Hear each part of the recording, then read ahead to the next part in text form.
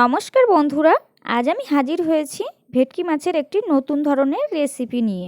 ভেটকি মাছের আমরা অনেক রকমের রেসিপি খেয়েছি, কিন্তু আজ আমি একটি অন্য রকমের রেসিপি বানাবো। বেগুন আলু কড়াইশুঁটি দিয়ে আমি ভেটকি মাছের ঝোল বানাবো। এটি গরম ভাতের সাথে খেতে দারুণ লাগে। এখানে আমি একটা গোটা ভেটকি মাছ কেটে ধুয়ে পরিষ্কার করে নিয়েছি। এখন নুন হলুদ মাখিয়ে আমি মাছগুলোকে ভেজে নেব।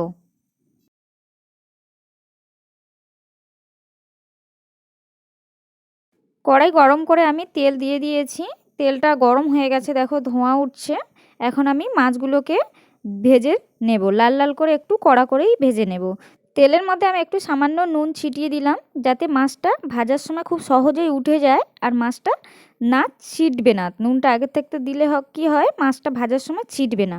তো এখন আমি মাছগুলোকে এক এক করে দিয়ে ভেজে নেব। একবারে হবে না, তো দুবার তিনবার দিয়ে আমি মাছগুলোকে আস্তে আস্তে ভেজে নিচ্ছি আগে।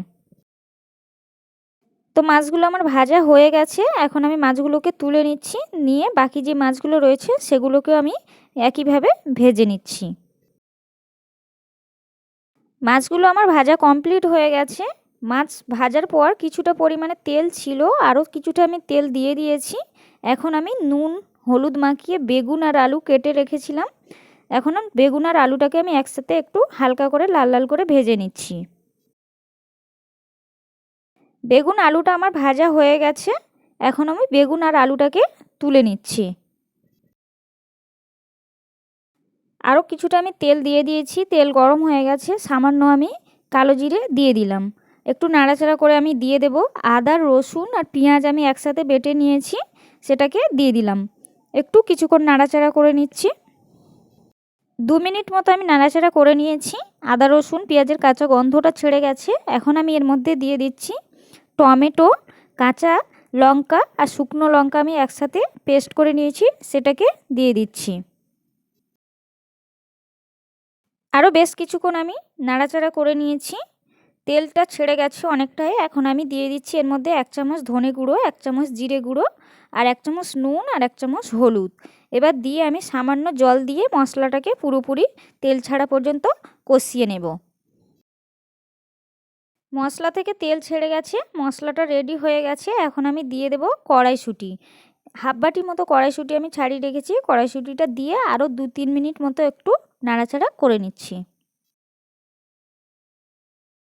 বেশ কিছুক্ষণ আমি নাড়াচাড়া করে নিয়েছি। এখন আমি দিয়ে দেব ভেজে রাখা আলুগুলো। আলুগুলো দিয়ে আরও বেশ কিছুক্ষণ মশলার সাথে ভালো করে কষিয়ে নেব।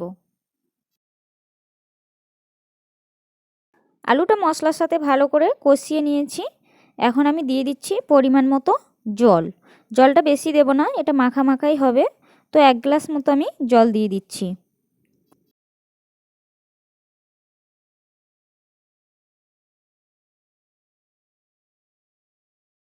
বেশ কিছুক্ষণ আমি এটা ফুটিয়ে নিয়েছি। আলুটা প্রায় আধা সিদ্ধ হয়ে গেছে। এখন আমি দিয়ে দিচ্ছি এর মধ্যে ভেজে রাখা মাছগুলো আর দিয়ে দেবো উপর থেকে বেগুনগুলো।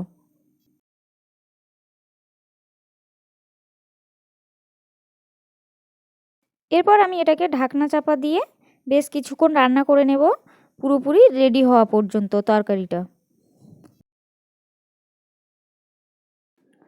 তো আমি ঢাকনা খুলছি, মাঝে আমি 2-3 বার নাড়াচাড়া করে নিয়েছি। আলু টালুগুলো পুরোপুরি সিদ্ধ হয়ে গেছে আর নুন টুনগুলো একদম পারফেক্ট রয়েছে। ঝোলটা এরকমই থাকবে। তো এখন আমি নামাবো।